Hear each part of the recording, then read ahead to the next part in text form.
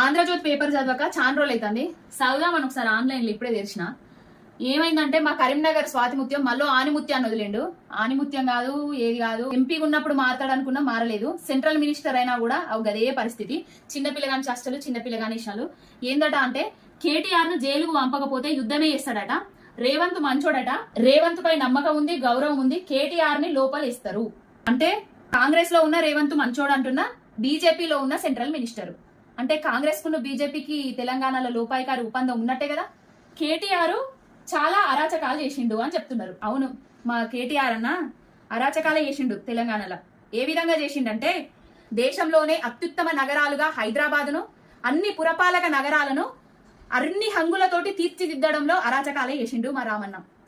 దేశంలోనే అన్ని కంపెనీలు హైదరాబాద్ కు ఆకర్షించే విధంగా ఆయన స్కిల్స్ తోటి, ఆయన టాక్టివ్నెస్ తోటి అన్ని కంపెనీలను పట్టుకొచ్చి ఐటీలో మేటింగ్ చేసిండు హైదరాబాద్ నగరాన్ని.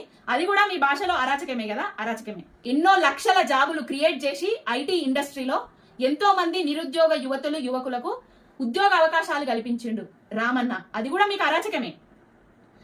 యువతకు కిరాక్ లేపిండు. కేటీఆర్ లెక్క ఉండాలి రాబాయ్, కేటీఆర్ లెక్క బాడీ లాంగ్వేజ్ ఉండాలి, మా లాంగ్వేజ్ కూడా అట్లా చేంజ్ చేసుకోవాలి అనే ఒక ఫ్యాషన్ ని క్రియేట్ చేసిండు కేటీఆర్ అన్న. అది కూడా మీ భాషలో అరాచకమే. ఇంకొకటి బండి సంజయ్ గారు, మీకు కొంచెమైనా సిగ్గు అనిపిస్తలేదా? నాకు అర్థమైతలేదు.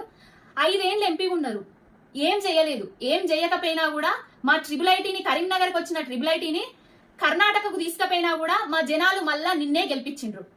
గెలిపించి నిన్ను కేంద్ర మినిస్టర్ గా చేసిండ్రు. కేంద్ర మినిస్టర్ గా చేసిన తర్వాత మనకు సెంట్రల్ నుంచి బడ్జెట్ లా రూపాయి కూడా పెట్టలేదు, సున్నా మన బడ్జెట్. దాని మీద కూడా నువ్వు మాట్లాడలేదు, యుద్ధం చేయలేదు కేంద్రం మీద. గుంపు మేస్త్రి ఎన్నో హామీలను, ఎన్నో గ్యారంటీలను ఇచ్చి అధికారంలోకి వచ్చిండు. ఆ గ్యారంటీల మీద ప్రశ్నించవు, వాటి మీద యుద్ధం చేయవు. ఏమన్నంటే కేసీఆర్ గారి మీద, కేసీఆర్ గారి ఫ్యామిలీ మీద, బీఆర్ఎస్ పార్టీ మీద.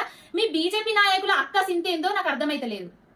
మీ లోపాయికారి ఒప్పందాల వల్లనే కదా లేని లిక్కర్ స్కామ్ ల కవితక్క నిరికించింది. అక్కడ లిక్కర్ స్కామ్ లేదు, మనీష్ సిసోడియా బయటకు వచ్చిండు, కవితక్క కూడా బయటకు వస్తుందని మీరు మళ్ళా ఒక కుట్రకు పాలు పంచుతున్నారా? మళ్ళా తెలంగాణలో ఇంకొక కుట్రకు తెలరేపుతున్నారా? కేటీఆర్ ను అరెస్ట్ చేయాలి అని చెప్తున్నావు. అరెస్ట్ చేయరు బిడ్డ, ఏం చేస్తామో తర్వాత చూస్తాము. అసలు ఇంకా కూడా జనాలను ఇట్లాంటి పిచ్చి మాటలు మాట్లాడి, మాయదారి మాటలు మాట్లాడి ఏమర్చడానికి అసలు మీకు ఇంకా కూడా ఇంగిత జ్ఞానం లేదా?